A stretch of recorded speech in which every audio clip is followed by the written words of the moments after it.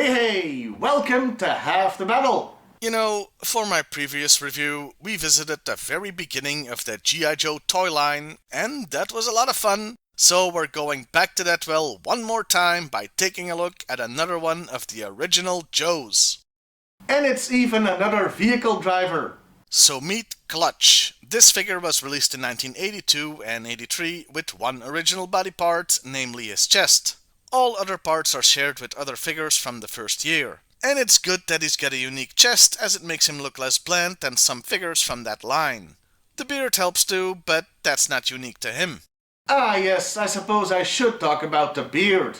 Real-life military personnel weren't allowed to have them, though there were exceptions, because they could interfere with gas masks. Specifically, they could prevent a good seal between the masks and the head.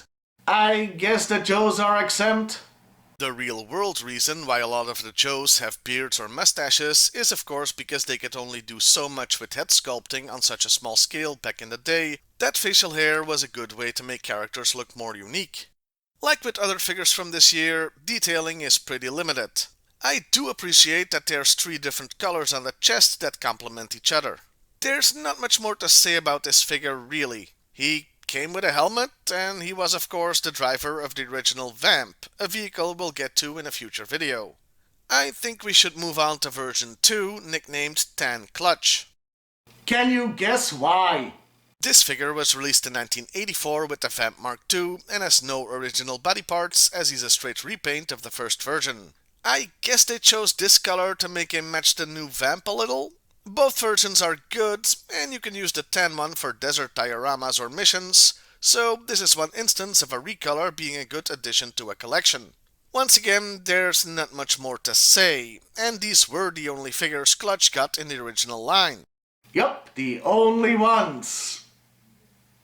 Yeah, that's not true. There is one more, and I have to talk about it, right? I put all my eggs in this G.I. Joe reviewer basket, so I don't have a choice, do I? Fine. Meet Clutch version 3. This figure was... Nope, not done. Okay, I think I've got it out of my system now.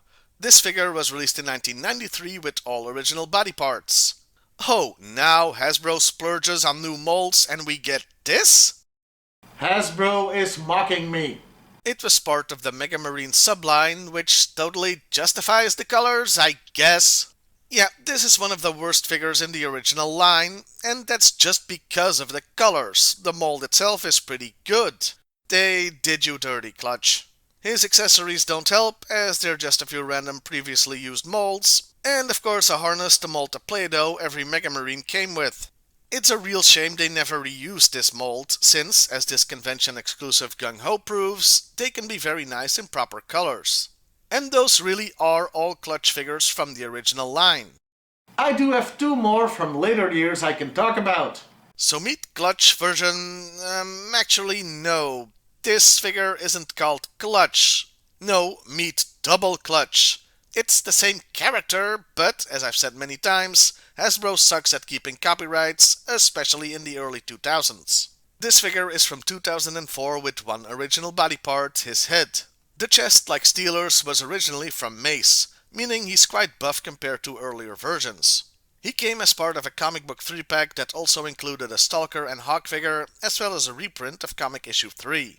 I like this figure, but the chest does make him and Steeler stand out, since most other comic 3-pack figures use the older, less bulky chest molds. And detailing has of course improved a great deal in the 22 years since the original was made. Even face sculpting has come a long way. Still, if you want an updated Clutch that's more faithful to the original body proportions... There is one last figure I can show you.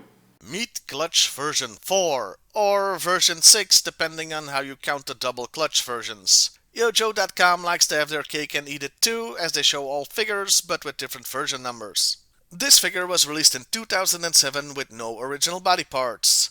The head is from double Clutch, but still looks unique thanks to a different skin tone. The torso is from Pathfinder, so less bulky. This toy was part of the G.I. Joe convention exclusive Thanks for the Memory set by the G.I. Joe Collectors Club. It has great detailing on the back where it says Manny's Mean Machines and Asbury Park.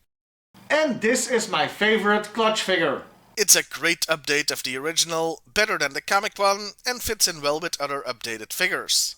Overall, yeah, this is one of the best, followed by the two originals and then the comic one. Far, far behind in the worst position is the Mega Marines Menace. You know, with Steeler, I didn't see that much point in going very in depth when it came to the file cards and other media, but there's plenty to talk about when it comes to Clutch, so I'm turning this into a two-parter. So come back next week as we'll talk about the character starting with the file card. Well, I'll see you next time, everybody, and hey, why not like, share, and subscribe if that's your thing.